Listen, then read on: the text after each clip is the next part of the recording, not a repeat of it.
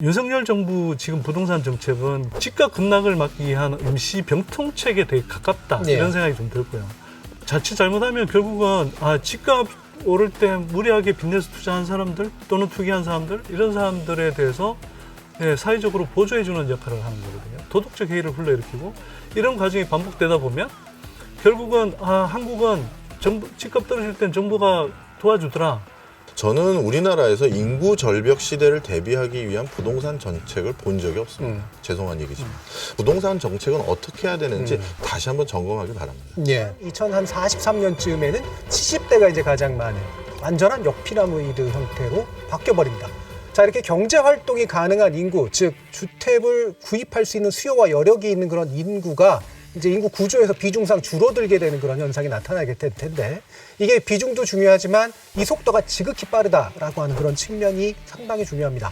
그래서 앞으로 이것이 이제 수도권과 지방, 즉 지역에 어떤 영향을 미칠지 한번 짚어볼 텐데요. 일단 먼저 이 수도권과 서울에 관련된 이야기를 한번 좀 들어보도록 하죠. 과연 이 인구 절벽은 수도권에 어떤 영향을 미칠까? 부동산 얘기를 하다 보면 참 불편한 진실들을 참 많이 얘기할 수밖에 없어요. 어떻게 보면 경제라는 게 또 그런 분야이기도 한데요.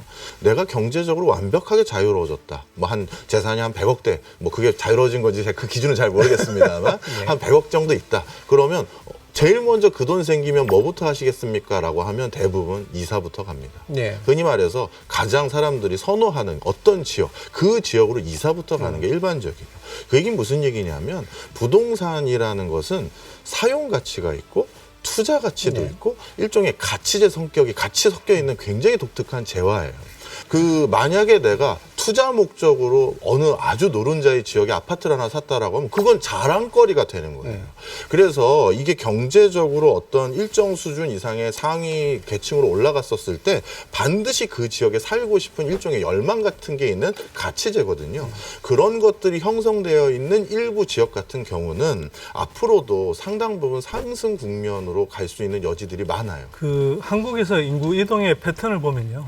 이제 지방에서 이제 20대, 30대, 특히 이제 대학 진학하면서 많이 올라왔고 또는 일자리를 찾으면서 이제 서울 수도권으로 많이 올라오죠. 그렇게 해서 젊은 인구들이 그렇게 올라온 다음에 이제 수도권에 이제 정착하는 그런 패턴들이 이어지는데요. 그래서 지방은 계속 유출이 되고 그래서 수도권으로 들어오는데 근데 여기서 이제 수도권 안에서 이제 자세히 좀 볼 필요가 있어요.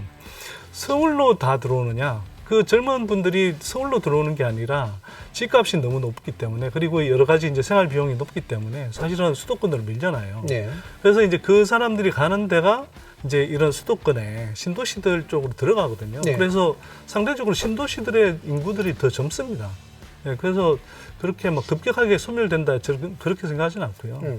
자, 최근 윤석열 정부의 부동산 정책을 살펴보시면 주로 부동산 규제를 이제 거의 다 푸는 형식으로 진행되고 있습니다. 이제 인구 절벽을 맞이하는 대한민국 상황에서 과연 적절한 정책이라고 또 판단할 수 있는가 이 이야기를 좀 더 나눠보도록 하죠. 네, 이제 앞으로 저성장 국면으로 가는 건 거의 뭐 좀 확실한 것 같고요. 그 다음에 급속한 고령화, 저출산으로 이제 대표되는 그런 한국형 인구 구조의 문제가 굉장히 심각하게 벌어지는데요. 이런 상황에서는 그러면 우리가 이제 변하는 인구 구조를 살펴봐야 되거든요. 1인 가구가 늘어나고 있고, 그 다음에 고령 인구가 급속히 늘어나고 있고, 근데 1인 가구들은 사실 가계 평균 소득이 한 40에서 45% 정도밖에 안 되거든요.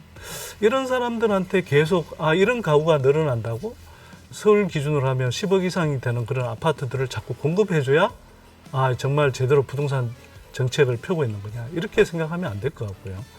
그래서 오히려 그런 분들한테는 좀 저렴한 주거비로 쾌적한 이 생활을 할 수 있는 그런 이 공공임대주택이라든지 사회형 조합주택 같은 것들을 대폭 늘리는 노력을 계속 해야 되고요.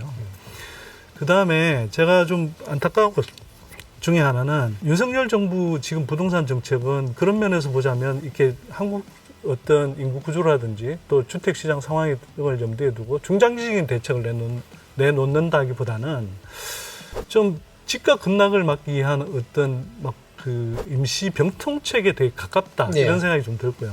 근데 이게 자칫 잘못하면 결국은 집값 오를 때 무리하게 빚내서 투자한 사람들 또는 투기한 사람들 이런 사람들에 대해서 사회적으로 보조해주는 역할을 하는 거거든요. 도덕적 해이를 불러일으키고 이런 과정이 반복되다 보면 결국은 한국은 정부 집값 떨어질 땐 정부가 도와주더라. 그러면 빚내서 집 안 사는 사람이 바보지. 그러면 부동산 거품이 점점 커지고 예, 생산 경제로 돈이 가지 않고 그러면 점점 더 저성장은 가속화되고 우리 고령 세대들은 부동산에 묶여서 헤어나지 못하게 되는 거거든요. 알겠습니다. 예, 그래서 좀 그런 국면을 탈피하는 정책들이 필요하다. 예. 이렇게 생각합니다. 예. 예, 제가 원래 성품이 온화한데 마지막에 좀 강하게 말씀을 네. 드려야 될 것 같은데 저는 우리나라에서 인구 절벽 시대를 대비하기 위한 부동산 정책을 본 적이 없습니다. 죄송한 얘기지만 많은 분들 노력하시지만 정말 죄송하지만요. 대표적으로 요즘 또다시 신도시를 건설하는 걸로 뭔가 대안을 제시하고 있어요. 그런데 이게 결국은 어떻게 되냐면요.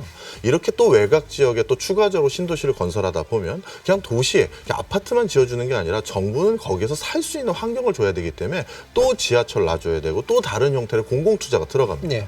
그럼 인구 절벽을 코앞에 둘 그런 과정 중에서 어마어마한 정부 재정 지출의 고정비만 자꾸 늘어가는 걸로 지금 귀착되고 있는 거예요. 그럼 결국 인구는 줄고 우리가 자꾸 성장은 저조해지는 과정에서 그런 형태로 고정비만 계속해서 늘어가는 부동산 정책이 과연 대안이냐? 저는 이건 인구 절벽을 위한 부동산 정책이라고 보지 않고요. 지금이라도 다시 우리가 앞으로 재정 지출이 복지나 이런 건 더 쏟아부어야 되는 부분인데 이런 것까지 감내했었을 때 부동산 정책은 어떻게 해야 되는지 다시 한번 점검하기 바랍니다. 예.